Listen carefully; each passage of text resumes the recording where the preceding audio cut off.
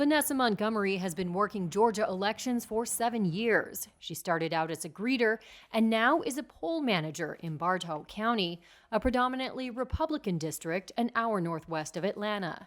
I do it to ensure that everyone's right, who has the right to vote, they can come and do it, to ease them through the process, to make sure that they understand the process.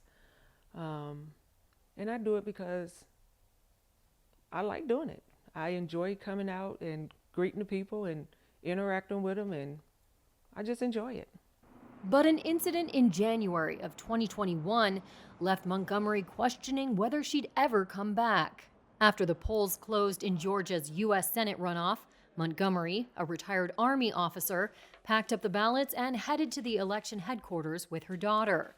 They soon noticed they were being followed by an SUV. So when we got up to the stop sign, the SUV was right on our tail.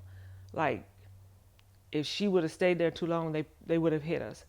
And so she said, "Mom, I think they followed us." I said, "Well, okay, let's find out." Montgomery said they were followed for about 25 minutes and nearly run off the road. She called 911 and an operator guided them to sheriff's deputies who escorted the women and the ballots to safety. Montgomery declined to file a police report, but the experience left her shaken. Don't know the reason, don't know if it was just for intimidation. I'm sorry. It wasn't until we got home and was looking at the news that we found out exactly what was going on. Poll workers there, and in many states former President Donald Trump lost in the election, have become the target of threats and harassment, with hundreds of incidents reported nationwide.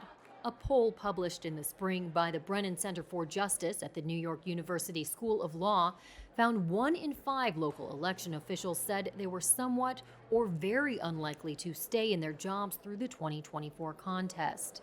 Many cited concerns about threats and political pressure. There's been a general sense of animosity from our voters that is really beating us down. Bartow County Election Supervisor Joseph Kirk said responding to threats has become part of the training for poll workers, but that there's a limit to what people can take. That really does hurt with recruitment, hurt with retention, and makes what used to be a very fun process for a lot of them not as much fun anymore. They still think it's important, and they're still here, and I appreciate that, but the tone has definitely changed.